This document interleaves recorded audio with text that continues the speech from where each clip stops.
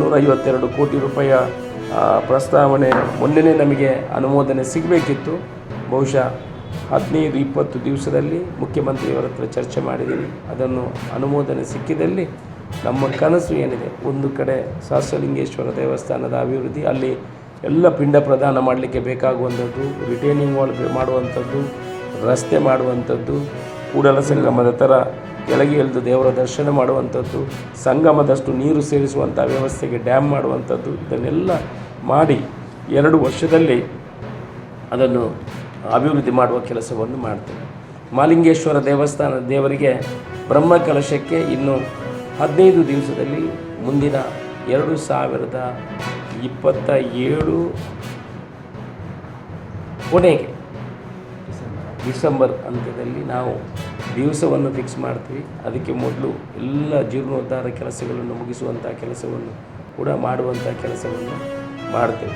ಯಾಕಂತ ಹೇಳಿದ್ರೆ ಬೇರೆ ಬೇರೆ ದೇವಸ್ಥಾನಗಳು ಆ ಸಮಯದಲ್ಲಿ ಜೀರ್ಣೋದ್ಧಾರ ಮತ್ತು ಬ್ರಹ್ಮಕಲಶವನ್ನು ಮಾಡಬಾರ್ದು, ಸಮಯವನ್ನು ಫಿಕ್ಸ್ ಮಾಡಬಾರ್ದು ಅನ್ನೋ ಉದ್ದೇಶದಿಂದ 2027 ಕೊನೆಗೆ ಅದನ್ನು ಮಾಡುವಂಥ ಕೆಲಸವನ್ನು ಕೂಡ ಮಾಡ್ತೇವೆ.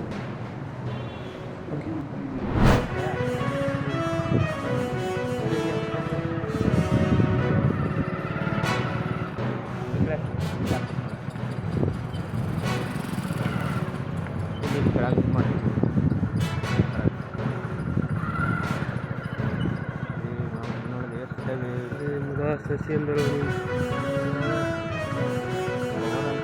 మనం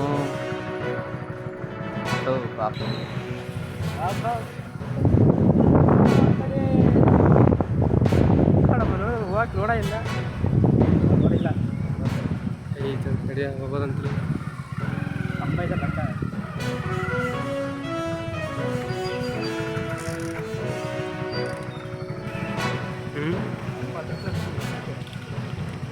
ಇಂಗ್ಲೀಷ್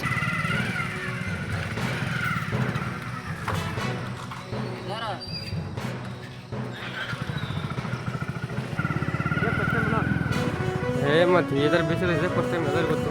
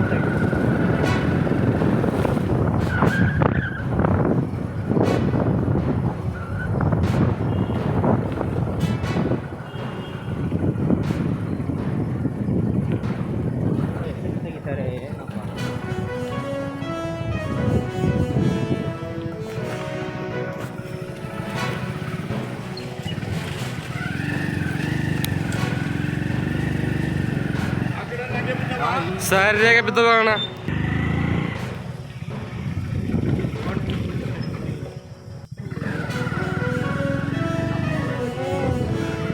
ಬಾಗಿದವರ ಅಡಿಕೆ ಬಿದ್ದಿಲ್ಲ. ಮತ್ತು ಈ ಥರ ಐತೆ ಈ ರತ್ನಕರ್ಮನ ತೆಂಗಿನ ಮರ, ಆಮೇಲೆ ಹಿಂದಗಡೆ ಏನೋ ಬೆಟ್ರ ಅನ್ಕೊಬೇಕು.